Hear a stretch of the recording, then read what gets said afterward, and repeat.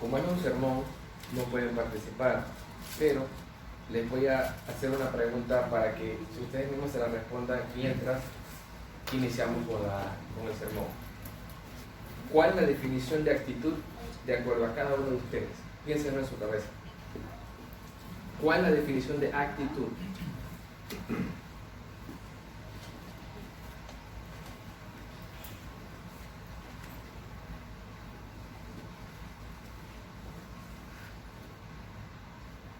Ahora bien, ya se la respondieron, ¿verdad? Otra pregunta, para que ustedes mismos la respondan. ¿Qué tanto creen en la Biblia? ¿Sí? ¿Qué tanto creen en la Biblia? Y por último,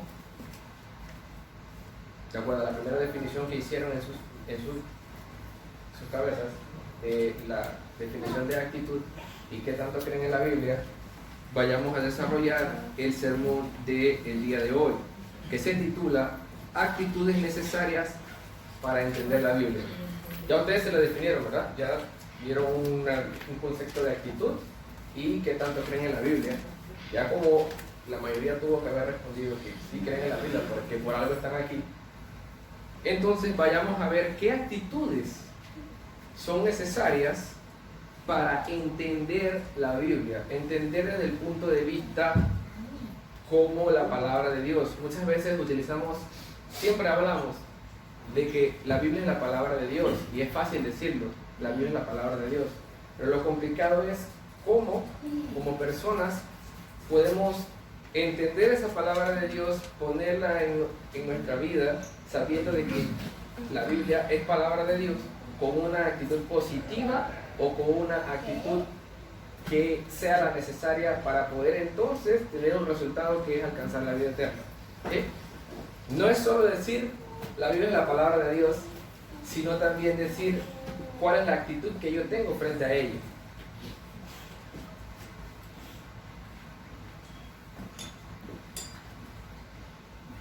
Muy bien.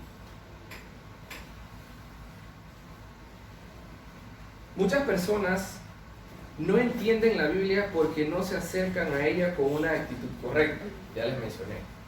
¿Cómo no es una actitud correcta? ¿Sí? Vayamos a buscar definiciones de la palabra actitud. Primero, trayendo las definiciones del mundo secular, dice que es la manera de estar alguien dispuesto a comportarse y obrar. Otra definición dice que es un procedimiento que conduce a un comportamiento en particular. Dice que es una relación entre una intención y un propósito. Yo quiero y lo voy a hacer. No solamente querer, sino también ponerlo en práctica. Y por último, dicen los psicólogos, que determina la vida anímica de cada individuo. Y es aquí donde quiero concentrar. Determina la vida anímica de cada individuo.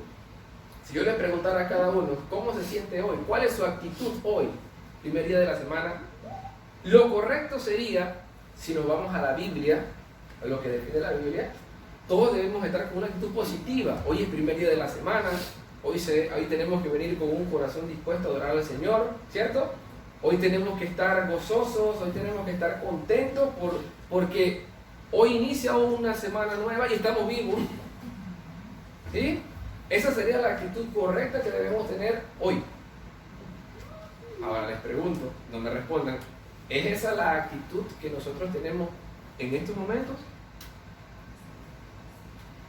Muchas veces no. De repente problemas, el mundo da problemas. Casualmente ayer estaba donde mi tía Berta y la bebé tiene una situación, un problemita que en teoría dicen que es normal, pero eso hace que uno no tenga una actitud como la debe hacer. Es decir, en estos momentos estoy como que no estoy 100% concentrado en lo que se debe hacer, enfocado en las cosas de Dios, porque también estoy pensando que la bebé está un poco enferma. Esas son las cosas que muchos de los que estamos aquí, de repente nuestra mente está en qué voy a hacer después de aquí, o cómo sobrevivo para la quincena, otras cosas más que hacen que nuestra actitud para este momento no sea de una entrega al 100%. ¿sí? Concentrados en la alabanza del Señor, tal como lo dice la Biblia, poniendo nuestras cargas a Él, confiando en Él. Parece que esas palabras son muy grandes para nosotros y queremos nosotros entonces cargar con todo. Una vez encontramos la definición o definimos lo que era la palabra actitud, y recordemos el título del sermón, actitudes necesarias para entender la Biblia, vayamos entonces a ver qué nos menciona la Biblia. Busquemos en Filipenses 2.5. Sí, le voy a pedir a algún hermano varón que por favor me ayude con la lectura. Filipenses 2.5. Voy a leerlo. Allá Sí. pues en vosotros este sentir que hubo también en Cristo Jesús. ¿Sigo hasta dónde? ¿Terminó 5? Sí. Sí, ok. Haya pues en vosotros este sentir que hubo en Cristo Jesús. Cualquiera que sea nuestro sentir, afectará directamente la manera en que actuamos en la vida, como en nuestro desenvolvimiento en la iglesia. ¿Sí? De nuevo, hermano, si puede leerlo. ¿Me repito? Sí, Haya pues en vosotros este sentir que hubo también en Cristo Jesús. la pregunta es, ¿cuál es ese sentir que hubo en Cristo Jesús? Continúe. En el cual siendo en forma de Dios, no estimó el ser igual a Dios como cosa que aferrarse, sino que se despojó a sí mismo tomando forma de siervo, hecho semejante a los hombres. Y estando en condición de hombre, se humilló a sí mismo, haciéndose obediente hasta la muerte y muerte de cruz. Por lo cual Dios también le exaltó hasta lo sumo y le dio un nombre que es sobre todo nombre, para que en el nombre de Jesús se doble toda rodilla de los que están en los cielos y los que están y los en la tierra y debajo de la tierra, y toda lengua confiese que Jesucristo es el Señor, para gloria de Dios Hasta ahí Padre. está bien. Si vemos, lo primero que leímos dice, haya pues en vosotros este sentir. ¿Qué nos está motivando aquí en el versículo 2.5? Que esa actitud, ese sentir que tenía Cristo Jesús, que no estipulando ser Dios, se hizo hombre y se entregó para salvación de cada uno de nosotros. Y a eso estamos nosotros llamados. Yo lo puedo leer y dice, haya pues en vosotros este sentir. ¿Cuál sentir? El que hubo en Cristo Jesús. Y más adelante leemos cuál fue ese sentir. Ahora bien, cualquiera que sea nuestro sentir afectará directamente la manera en que actuamos en la vida.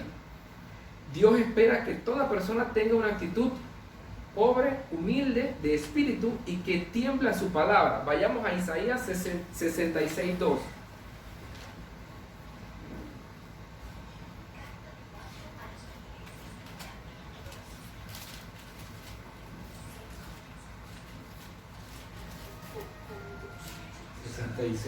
Sí.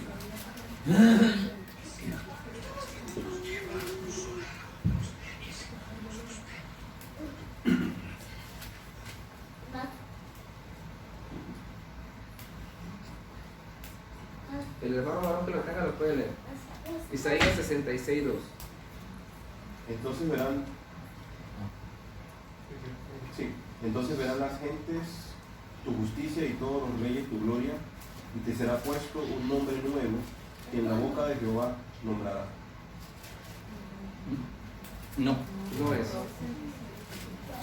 Mi mano hizo todas estas cosas, y así todas estas cosas fueron, dice Jehová.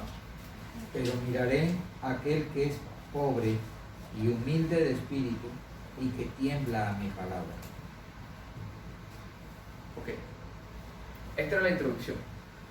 Lo quería llevar a entender que era una actitud positiva, de acuerdo a la Biblia, y cuál es la actitud que debemos tener referente a la palabra de Dios, sabiendo y entendiendo de que la Biblia es palabra de Dios. Partiendo de allí, por eso le dije, piensen qué piensan de la Biblia y su definición de la palabra actitud. Ahora bien, dice que Dios espera que toda persona tenga una actitud pobre y humilde de espíritu y que tiemble a su palabra. ¿Cuál es su palabra? La Biblia. Entendiendo que la Biblia es la palabra de Dios y entendiendo la definición de actitud, vayamos entonces a desarrollar entonces valga la redundancia, nuestro título, actitudes necesarias para entender la Biblia, sabiendo que es palabra de Dios. Suena un poco extraño decir que la Biblia es palabra de Dios muchas veces, pero a veces no comprendemos la magnitud de esa oración. La Biblia es palabra de Dios. Si nos remontamos al Antiguo Testamento, cómo hablaba Dios antes, y Él lo hacía directamente con una persona que se escogía, no era cualquiera que podía hacerlo. Y se menciona que la voz de Dios era como trueno, que no se le podía ver, y muchas otras cosas más. O sea, si lo traemos a este tiempo, nosotros no estamos frente a cualquier cosa. Imagínense que ustedes no puedan leer la Biblia porque no puede, la luz de la palabra de Dios sea tan fuerte, o la presencia de Dios sea tan fuerte, que no podamos leer. A ese nivel estamos nosotros, o la ventaja que tenemos, que la podemos leer cuando queremos, como queremos, hasta en nuestros celulares ya está, que antes no era así. Vamos a desarrollar 5 puntos bien rápidos, no vamos a ahondar tanto. Vamos a desarrollar lo siguiente. Si creemos en la inspiración divina, recuerda el título, actitudes necesarias para entender la Biblia. 1. Si creemos en la inspiración divina. 2. Si entendemos que la Biblia me está hablando directamente a mí. 3. Si amamos la palabra de Dios. 4. Si aceptamos que la Biblia es entendible. Y 5. Si contamos con un corazón bueno y honesto. Vayamos a definir el punto número 1. La Biblia es la revelación directa de la palabra de Dios. Eso ya lo vimos. Que vino por inspiración divina. ¿Qué significa por inspiración divina? Significa que la Biblia entera, cada palabra de ella es literalmente la palabra revelada para nosotros.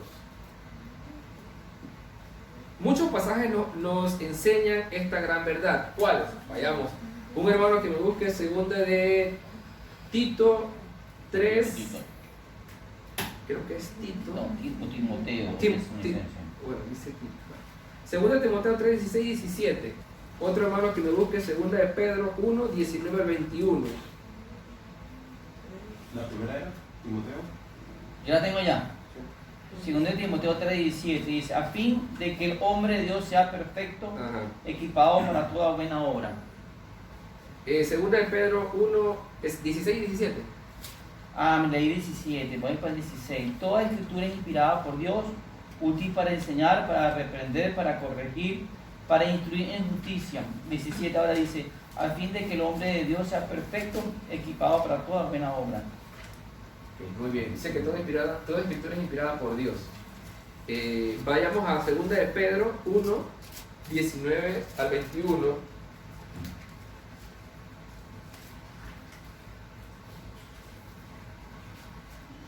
Tenemos también la palabra profética más segura, a la cual hacéis bien en estar atentos como a una antorcha que alumbra en lugar oscuro, hasta que el día esclarezca y el lucero de la mañana salga en vuestro corazón. Entendiendo primero que ninguna profecía de la Escritura es de interpretación privada, porque nunca la profecía fue traída por voluntad humana, sino que los santos hombres de Dios hablaron siendo inspirados por el Espíritu Santo. Amén. Como vemos, dos textos que no hay que interpretar. Son claros y dicen que toda escritura es inspirada por Dios y que no es de interpretación privada, sino que es por revelación divina. Ahora bien, vayamos a Juan 17 y 17, que menciona que la Biblia no contiene errores. Juan 17, 17. Santificaos en tu verdad. Tu palabra es verdad. ¿Cuál es la palabra de Dios? La Biblia. Y dice que la palabra de Dios es verdad. Vayamos también a Salmos 19, 7 y 8.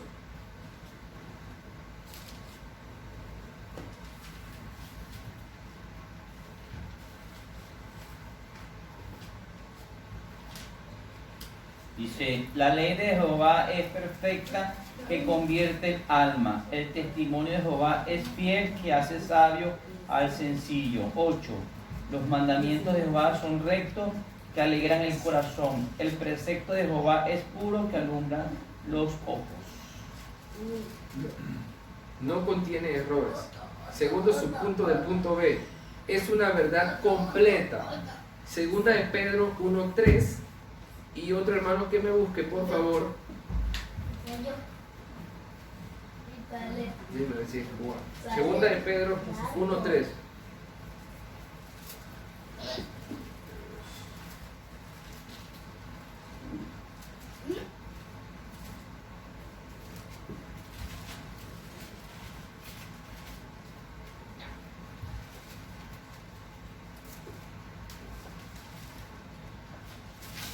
El que lo tiene, por favor. No, yo no busqué, tengo una otra.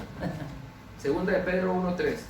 Como todas las cosas que pertenecen a la vida y a la piedad nos han sido dadas por su divino poder, mediante el conocimiento de aquel que nos llamó para su gloria y excelencia, por medio de las cuales nos han dado preciosas y grandísimas promesas, para que por ellas llegaseis a ser participantes de la naturaleza divina, habiendo huido de la corrupción que hay en el mundo a causa de la concupiscencia. Dice que es una verdad completa. Como toda historia, siempre nosotros sabemos, desde pequeños nos enseñan que las historias tienen un inicio, un desarrollo y un final. En lo que acaba de leer, hermano, hay un inicio. ¿Dónde estaba? Hay un desarrollo, qué pasó, y el final es llegar al cielo, si hacemos la voluntad. Toda historia tiene un proceso. Hermano, lo puede leer de nuevo, ya sabiendo que es como un cuento, que no es un cuento, sino que es la palabra de Dios, y que Dios es verdad, y que confiamos de que lo que dice aquí es cierto. Hermano, lo lea por favor de nuevo. Como todas las cosas que pertenecen a la vida y a la piedad nos han sido dadas por su divino poder, mediante el conocimiento de aquel que nos llamó por su gloria y excelencia, por medio de las causas de las cuales nos han dado preciosas y grandísimas promesas, para que por ellas llegaseis a ser participantes de la naturaleza divina, habiendo huido de la corrupción que hay en el mundo a causa de las concupiscencias.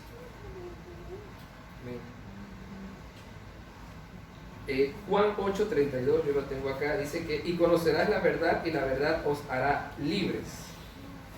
Si recapituláramos a nuestro momento en el que nos bautizamos, quizás uno no lo siente porque a veces uno piensa que debe sentir las cosas como cuando uno se quema, como cuando uno se golpea, pero es algo espiritual, es algo que es tu ser, tu espíritu, al momento de uno bautizarse. Vayan a ese momento y mediten en que si al conocer la verdad los hizo libres a ustedes. ¿Libres de qué? Libres de una vida que llevaban, libres de un pensamiento erróneo que se tenía, libres de, no sé, poder tener alguna enfermedad, ya sea que fumaba o no fumaba, o tomaba, muchas otras cosas. ¿Libres de qué? Muchas cosas. Los hizo libres. Y conoceréis la verdad, que es la palabra de Dios, y la verdad os hará libres. Libres de todo lo que antes de ser bautizado cometíamos, hacíamos. ¿Qué hubiese sido de nosotros si no hubiésemos conocido la verdad y la verdad no nos hubiese hecho libres? ¿Dónde estuviésemos nosotros?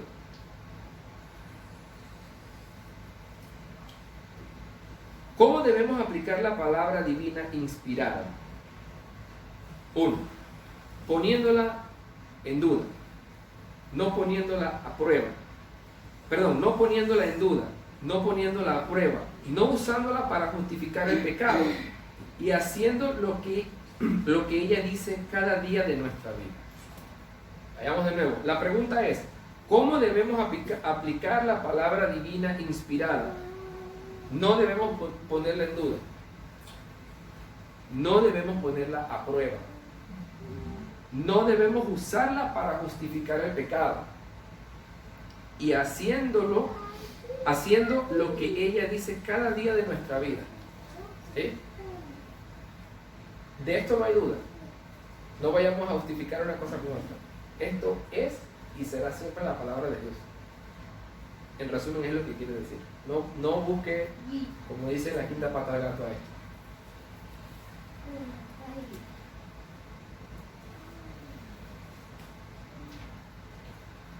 Segundo punto.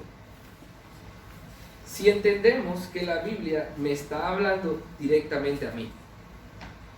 ¿Cuántos de ustedes leen la Biblia diciendo es para mí? ¿O cuántos de ustedes se han sentado y meditan en el sermón del hermano diciendo eso es conmigo? Al punto de que muchas veces nos vamos al baño a hacer algo porque me está dando duro, como dice por ahí.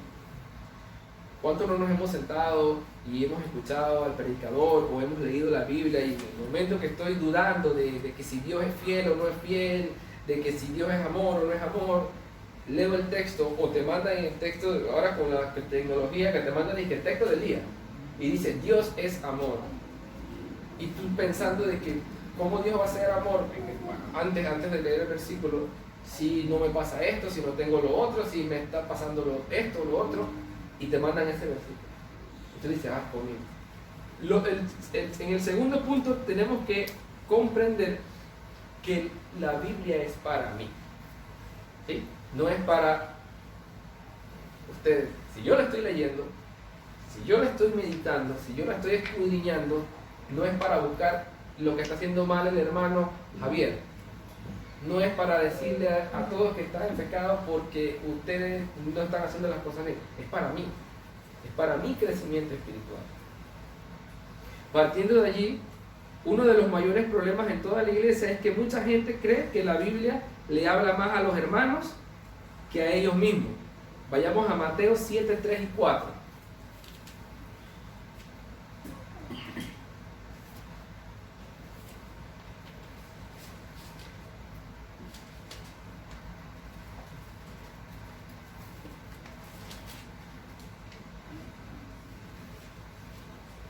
¿Lo leo? Sí, por favor. Y es una pregunta. ¿Y por qué miras la paja que está en el ojo de tu hermano y no echas de ver la viga que está en tu propio ojo?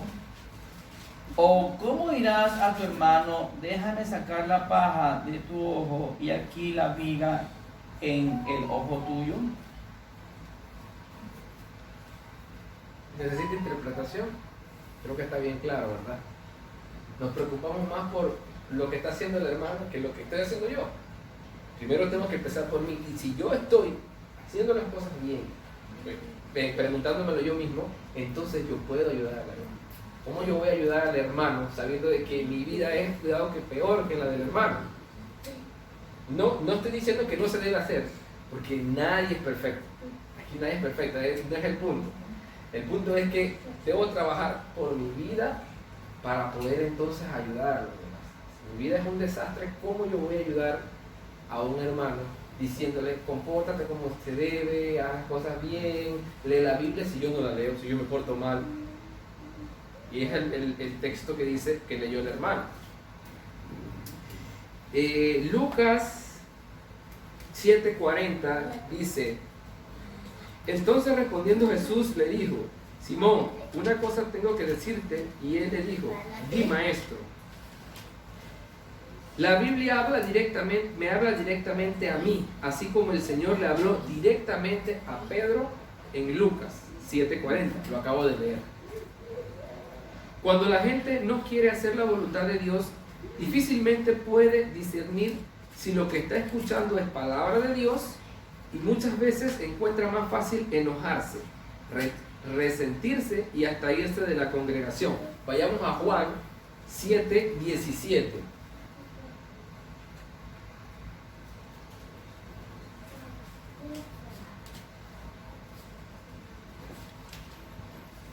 Dice, el que quiera hacer la voluntad de Dios conocerá si la doctrina es de Dios o si hablo por mi propia cuenta.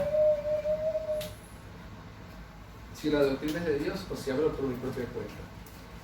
Yo siempre he dicho que si algún texto leemos y nos sentimos identificados, es decir, que nos afecta, es que estamos tomando la Biblia como se debe. Pero si yo leo la Biblia y yo digo que a mí mi vida está correcta, no tengo nada en contra de lo que dice la palabra de Dios, yo predico, yo evangelizo, yo le hablo a otra gente, yo soy una persona correcta, y yo digo, no, la Biblia, todo lo que dice la Biblia yo lo cumplo. En verdad es así, tal cual como muchas personas lo piensan. No me atrevería a decir eso. Puede que haya algunos que cumplan al 100% lo que dice la Biblia. Una entrega total. Pero sabemos, si entendemos, que es muy difícil. La vida cristiana es muy difícil. Y más sabiendo de que somos extranjeros en este mundo. Siempre se me queda eso, que nosotros somos extranjeros en este mundo. Es decir, no debemos sentirnos conformes con este mundo. No debemos sentirnos bien aquí. Y muchas veces nos sentimos bien aquí. Y decimos, no, ¿quién se quiere morir? Nadie se quiere morir. Nadie se quiere morir porque dicen, no, yo estoy cómodo aquí, ya compré mi casa, tengo un buen carro, me aumentaron el salario y muchas otras cosas más. Pero en realidad no somos de aquí. En realidad nuestra vida tiene que estar en otro lado. En esa vida que nos habla la palabra de Dios. Esa vida eterna con Cristo. Vayamos al tercer punto. Dice, si amamos la palabra de Dios. Debemos atesorar y amar la palabra de Dios más que ninguna otra cosa. Vayamos a Salmos 119, 97.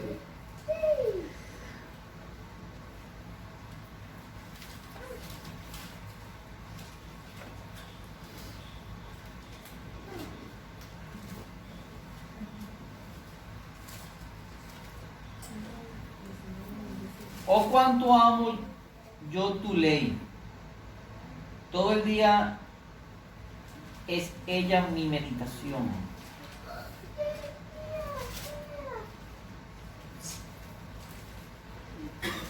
Oh, cuánto amo yo tu ley, todo el día es ella mi meditación. La palabra amor es una palabra muy grande. Y si nos están llamando a amar la palabra de Dios, hacerla completamente y con la alegría, la actitud, vuelvo a lo que iniciamos, correcta. Y vuelvo y les pregunto, ¿qué actitud tenemos en estos momentos sabiendo de que estamos adorando a Dios? ¿Cuál es nuestra actitud en estos momentos? ¿Estamos aquí o no estamos aquí? Una pregunta, ¿por qué debemos nosotros amar la palabra? La respuesta, un hermano que me busque Romanos 1:16, otro hermano que me busque Juan 12:48 y otro hermano que me busque Juan 10:10. Romanos 1:16, Juan 12:48 y Juan 10:10. Romanos 1:16. Porque no me avergüenzo del Evangelio, porque el poder de Dios para salvación a todo aquel que cree, el judío primeramente y también el griego. Dice que la pregunta es, ¿por qué debemos nosotros amar la palabra? Porque la palabra de Dios salva. Es la respuesta. Vayamos entonces a Juan 12:48. Bueno, no importa. Bueno, yo busqué la de 10:10. Sí. El ladrón no viene sino para hurtar y matar y destruir. Yo he venido para que tengan vida y para que tengan en abundancia. Dice que porque Para que la ella tengan nos en da abundancia. una mejor vida. El tercero, Juan 12:48. Ajá. El que me rechaza y no recibe mi palabra, tiene quien le juzgue. La palabra que he hablado, ella le juzgará en el día postrero. Es decir, que si nosotros no amamos la palabra de Dios, La palabra de Dios no nos va a salvar. La palabra de Dios nos va a juzgar y la palabra de Dios no nos va a llevar a una mejor vida. Pero si nosotros amamos la palabra de Dios, ella nos va a llevar a mejor vida, ella nos va a juzgar y si la cumplimos no vamos a tener ningún problema y ella nos va a salvar. ¿Sí? Así que no hay opción de la amo o no la amo. No hay opción de la cumplo o no la cumplo. Tenemos un resultado al final cuando vayamos a estar ante el tribunal de Dios. Cuarto punto, si aceptamos que la Biblia es entendible. Un hermano que busque Efesios 3, 3 al 4. Efesios 3, 3 al 4.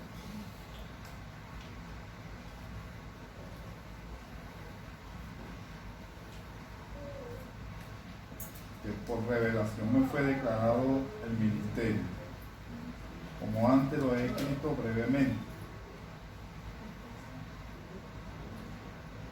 Efesios 3, 3 al 4.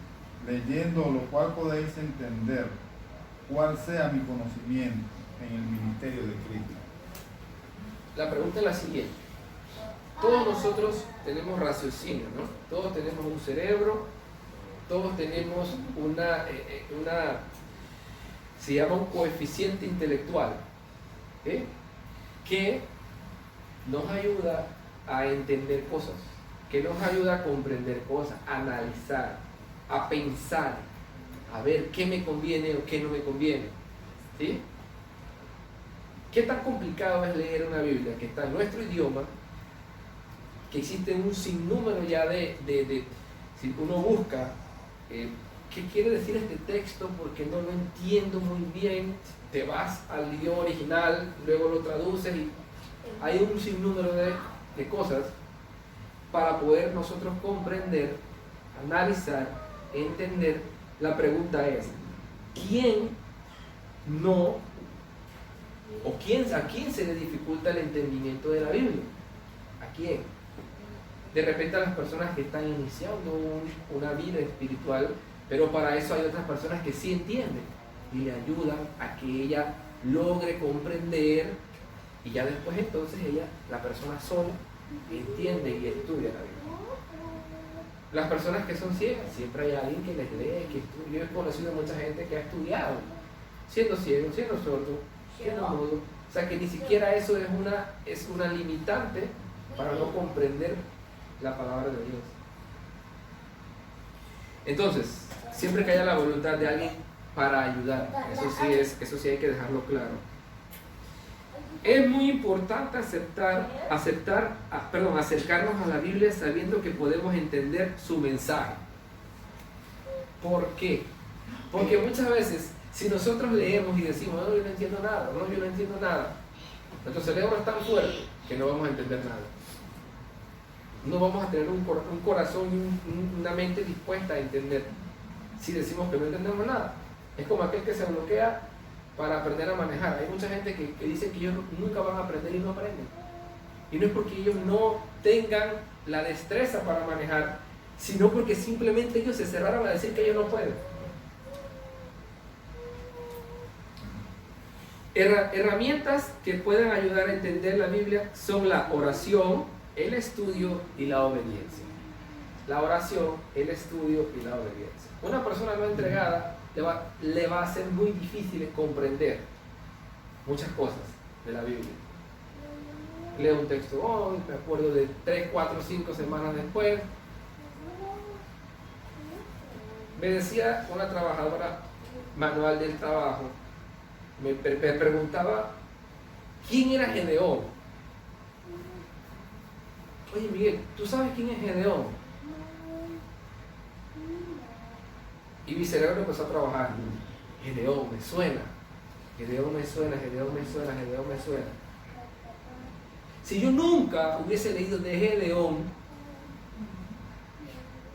¿qué iba yo a saber quién era Gedeón? Si yo nunca en algún momento me senté a leer, a estudiar, a ver quién era este personaje, a ver si hizo alguna hazaña, si no hizo alguna hazaña, ¿por qué ella me pregunta eso? O sea, tiene que ser una persona importante o tiene que ser una persona llamativa en la Biblia. Se lo dejo de tarea, no se lo voy a responder. Bueno, pues se lo dejo de tarea. ¿Quién fue Gedeón? Ciertas cosas interesantes de ese personaje. Así que se lo dejo de tarea, la curiosidad.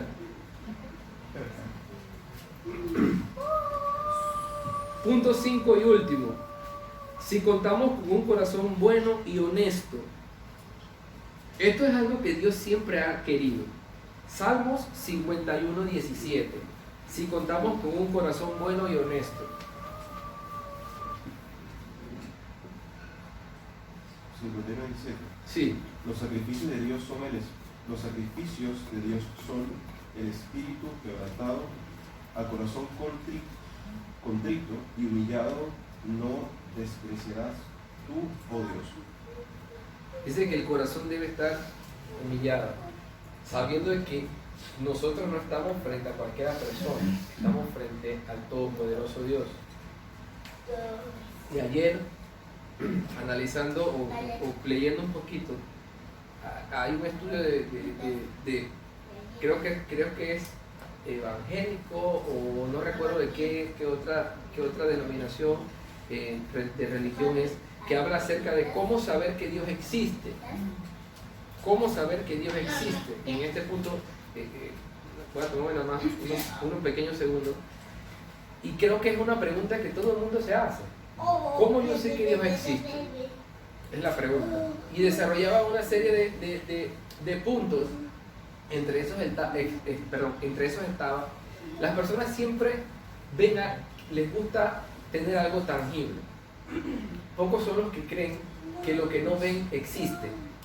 Y en ese estudio había una pequeña lección.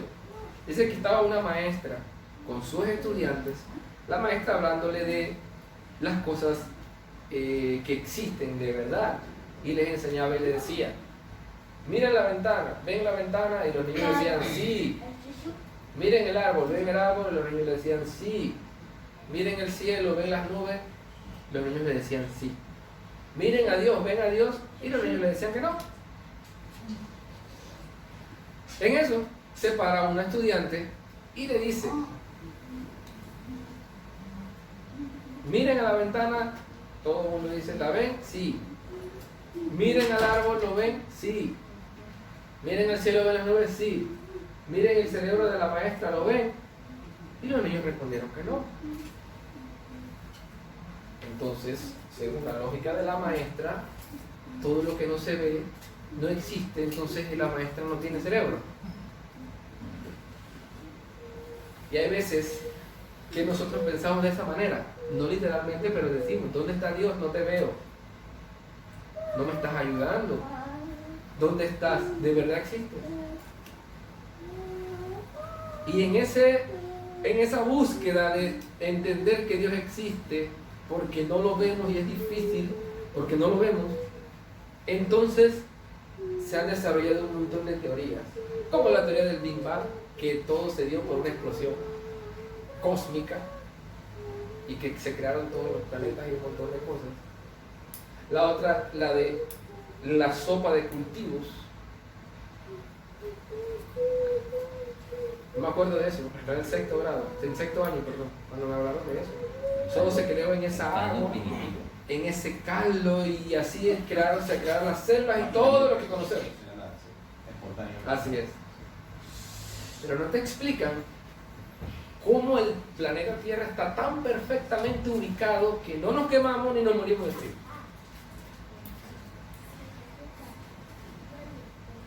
No te explican cómo yo puedo entender el tema de que la gravedad, de dónde salió eso, cómo salió eso, cómo hay un sinnúmero de cosas, como crecen los árboles, como de semillas y todo lo demás. Eso entonces se deja que, no, eso déjalo allá. Que no saben, hay muchas cosas que no se pueden explicar. Lo mejor sería hablar de un ser divino, pero a veces es lo que no quieren aceptar. Y bueno, para culminar, ¿cuáles son las características de un corazón bueno y honesto? El que ama a Dios más que al hombre. Marcos 12:13. El que acepta cuando está equivocado, el que cuida de los demás, el que está dispuesto a someterse a Dios. Esas son las características de un corazón bueno y honesto. En conclusión, hay 5 preguntas